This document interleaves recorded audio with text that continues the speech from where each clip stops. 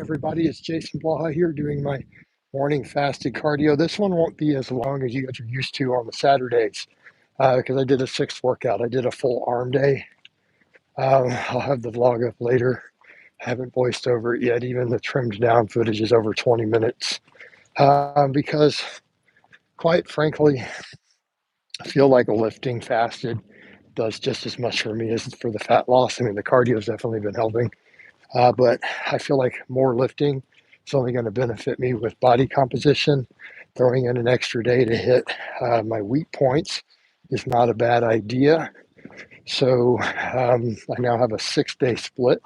So I did a full arm day today, right? Biceps, triceps, and forearms. Whereas in normally my chest day, I throw triceps in after. My back day, I do biceps after. And then I've been added this week, I did forearms on shoulder day, right? So this week, though, so today I threw a 6-day in and we did a full arm workout. So all three of those sets of muscle groups got hit again today for a second time. And again, not a bad idea. They work really well at the end of those others because the big compounds hit them first. But today was a purely arm bodybuilding day.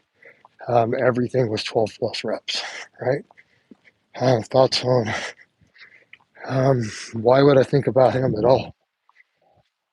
Right? Seems like a really silly question. Has no relevance to anything. Wasn't he just a weird guy with a small following? All right, and that pretty much sums it up. Besides, rack pulls are not even that useful outside of being an assistance exercise, right? Or max effort rotational conjugate. It's really the only use I've ever had for them. Right. So we're over here again doing fasted cardio. This one's, like I said, going to be a little shorter. I'm not going to try to go really long on this one today. Jess said, good morning, Coach. Good morning, Jess.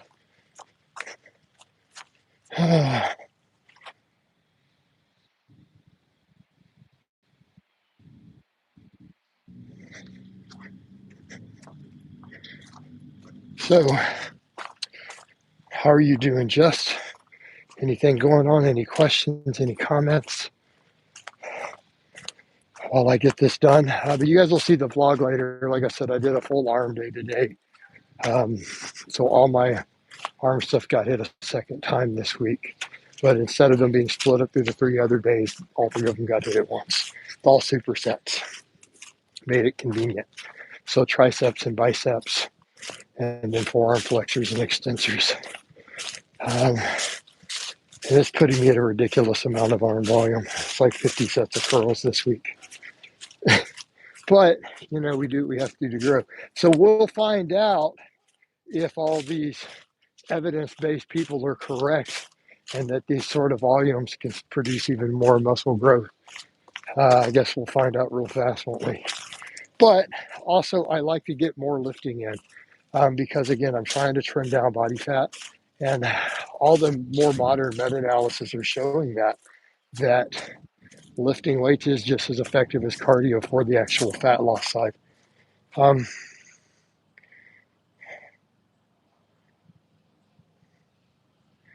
Right. So,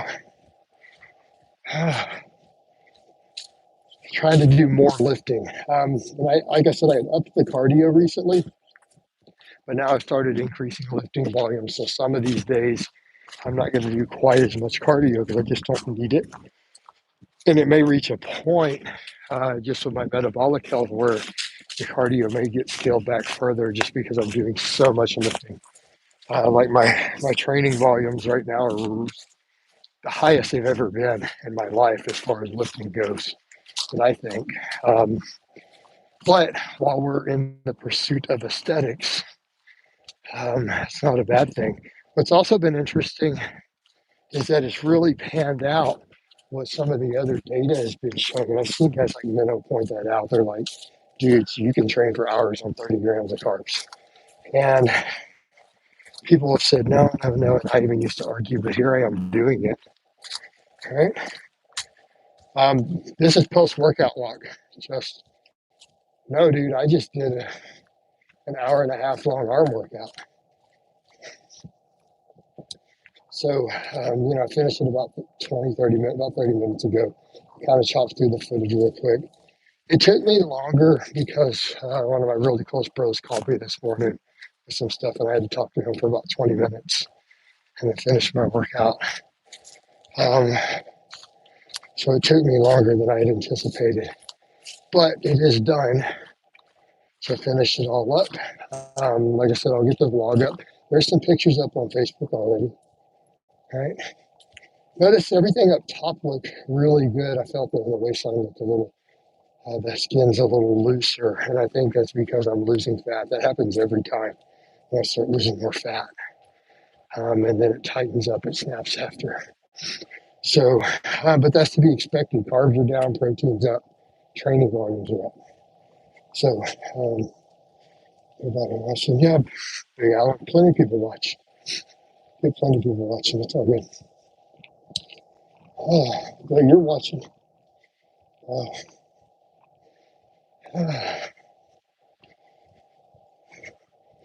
There's 10 people in here right now. Saturday mornings, you don't get many views ever. Anyways, if I get big views, it tends to be on a weekday, later in the morning in these. But none of that matters because it will continue to increase now that I'm looking better. I think overall, the channel stuff's gone up. All right. So let's just get rid of that. Okay. Keep it positive here. There we go. More people rolling in. So, like I said, guys, this is going to be a shorter one than normal, mainly because I just did a really long arm workout. Because again, as I've already said, more and more training volume will behoove me as I continue to want to work on getting both more aesthetic and leaner. So training volumes are getting pretty crazy now. So again, I don't want this cardio session to get too excessive. Mainly, I just want to make sure I burn through a little body fat, keep the metabolic health up. But again, fasted cardio and fasted training followed by protein loading are great for that. And people can say, Jason, that gets repetitive, but it's not like your training is not going to be repetitive. Information is going to be repetitive. I'm almost getting to the point where I feel like even for videos, I could just focus on all my other stuff more. And for videos, it may get to a point where I only do a couple of informatives a week and just do lots of lives and blogs. Because it's really, really what probably matters the most. Because I already have a repository of informative content of like 10,000 videos. I mean, I've already given people most of the info they need to reach just about any goal they want. It's all there in the library. Here's what it is. I mean, it's there. And those videos all still get views. I don't think people realize that. Like most of my views come from the old library. They don't even come from the new stuff. Right? Eternal Pain. How come starting strength talks about you need extra ab training outside of squats and deadlifts? I can barely plank for 15 seconds without shaking. Because they don't know what they're talking about. That's why. Are you getting enough spinach in your diet? Ricardo, go look at my Facebook, right? You tell me if I'm getting enough spinach. I get spinach every day, and I do avocados every day at minimum. So I do a minimum of 2 avocados every day and probably a couple cups of spinach is my baseline, and then go from there. So yeah, eternal pain because starting strength has its problems. Look, they're good for getting you under a barbell, teaching you basic form, but that's about it. They get a lot of stuff wrong. Their diet stuff's really bad. Right? Okay. Matt, opinion on Israel saying hammer curls are useless. Why would they be useless? That's a silly take, right? Definitely a silly take. Well, Scotch Jack, if it's boring, then ask a question you think would be interesting. All right. Um, but yeah, why would hammer curls be useless? Now, are they probably not that amazing? They're probably not that amazing because they're going to be a bit less bicep involvement than more supine movements. But they're still a good radial brachialis, good brachialis exercise. So they're not useless. Unless the argument is if you're doing so much rowing and pull-ups, that you may not really benefit from that as long as you're doing other curls too. And that could be a point to that. Um, but certainly not useless. Maybe just redundant. But he uses straps. Oh yeah, so he uses straps for everything, and he really needs more forehand work. I don't know. Talk about KFC. No, I don't eat stuff like that, dude. Why would you want to eat anything fried in a bunch of oils? Right? That's how you get fat and diabetic and have heart attacks and cancer. Why would you want to do that? Why would you do that to yourself, Scotch? You gotta have more respect for yourself, more love for yourself than that, dude. Um, Jason, what do you do to push clients to ensure they're making gains and not just going through the motions? You push them to make sure that they're making more gains and not just going through the motions. No, you call them on it. You look at their footage, right? I look at their footage and I tell them if they're sandbagging on me too much, right? So we have to do. Oh man.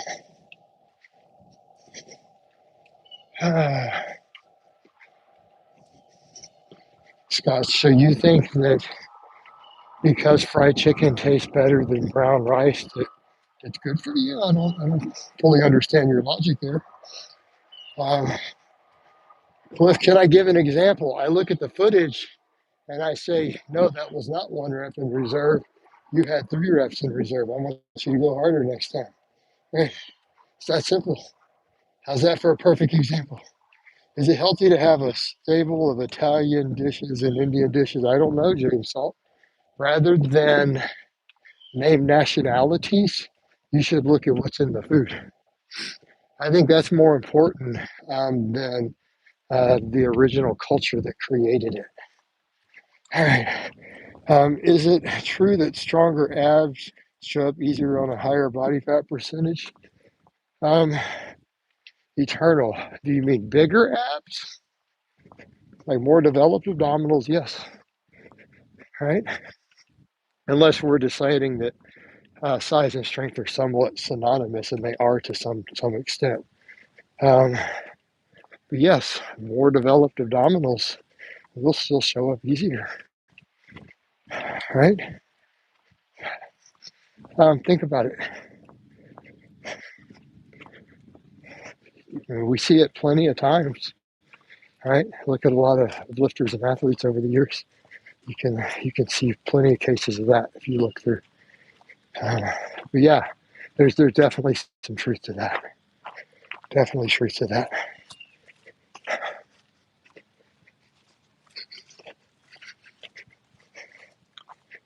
Just kebab without sauce. Okay.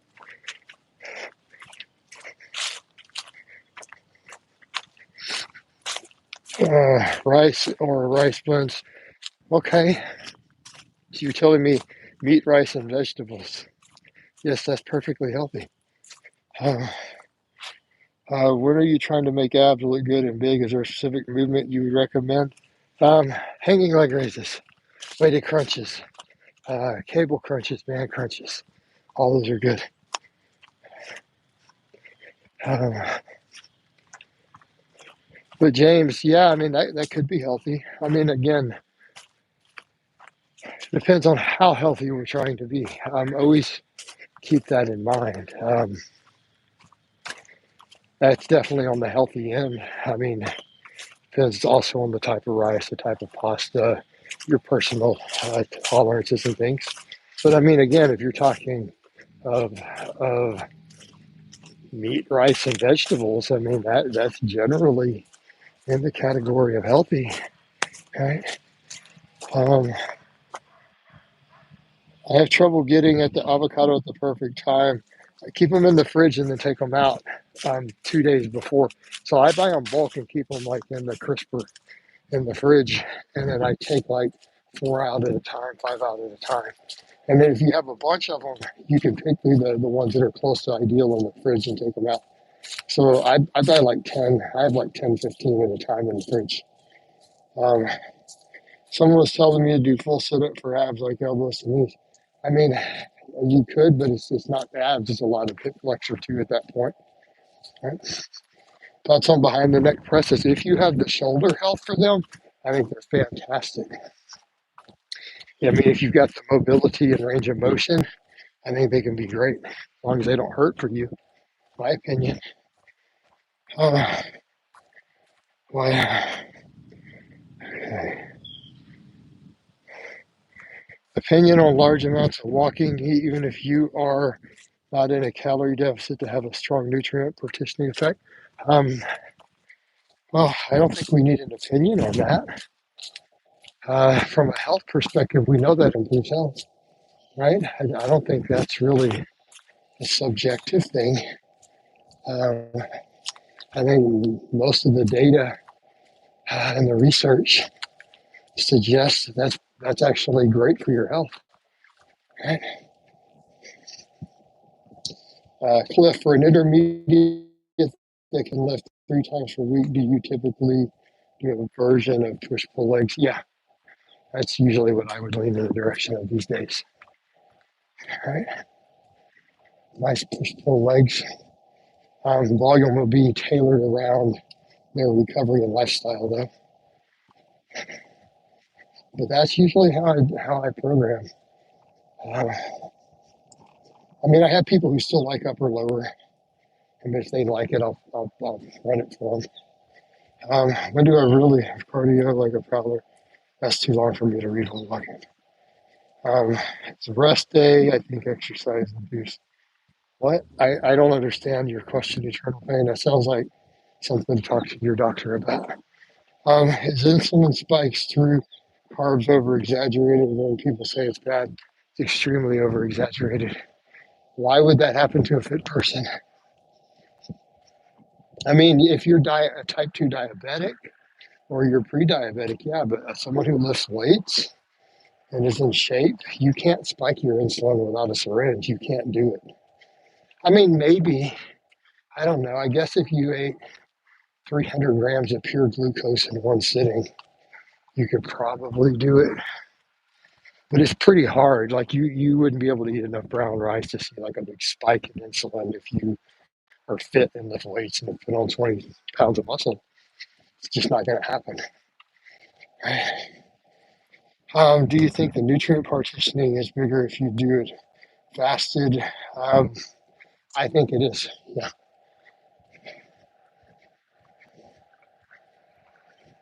Do you program slightly less volume for clients when they're cutting?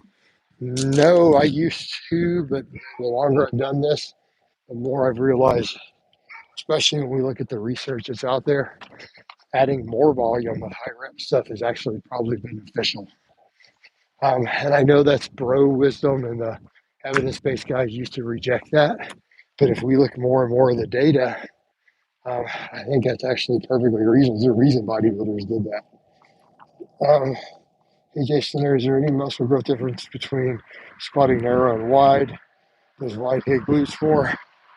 Oh, man, that is a lot of nuance to that question. It's going to have to do with depth of the knee angle. Yes, there can be a difference, but it's going to depend upon the individual and basically knee angle. So how much quad development you're going to get from a back squat is going to be entirely dependent upon how many degrees of flexion you have at the knee joint. So, but if you're going a little heavier and that's not going as much, you may get more glute. But keep in mind, squats will always go your glutes more than your quads. So they're glute dominant. This is the research has confirmed that, like studies looking at muscle growth. We already know that. So as far as then, it's just asking how much quad can you build with them, And that is going to be completely dependent upon how deep your knee angles get. Okay, that makes sense. But they're always going to grow more glute. Every study that's looked at it has found that. Um, do you know why one set of heavy deadlifts like 5x5 is enough to get stronger, produce hypertrophy? Um, it how do I put this? Yeah, because it's enough to get a neural drive. As far as maximizing hypertrophy, no, absolutely not. It doesn't do it on the deadlift. The problem is handling the volumes of doing much more, right? It's problematic. It's difficult. Deadlifts beat you up if you're not really careful. So you're still going to want to add other posterior chain work. So it's not the question of hypertrophy. Like, no one is telling you you're going to get cotton diesel jacked off of one set of deadlifts, right? Hope not. Um, so therein lay the issue. But you can get a lot of neural drive and strength out of it. Absolutely. Big time. Which is, again, the idea. And I mean, if you really want to get big off of deadlifts, you're going to have multiple sets, 4 reps. But haven't you seen me do that before? I was doing like 5x10 for a while. At one time. I don't do that these days. All right, guys, I'm going to go ahead and wind this down. I want to go ahead and get home. I'm going to keep eating a fat consumption. Oh, appreciate it, David. I'm glad it was useful to you. Yeah, if you want to go the high carb approach, keeping that there works great. So I tell people, they're like, why is your nutrition data conflict? Well, because I have different approaches depending upon how you want to do it that are all effective for different things. So people need that context. But in that context, if you're wanting to do relatively high carbohydrate and you want to make lean gains, yeah, dropping the fat really low is an effective method for doing that, and it works. Right? All right, guys, I'm going to wind this down though. So I hope it's been informative. I'll get the training vlog up for the arm day up later for you guys, and I'll talk to you next time.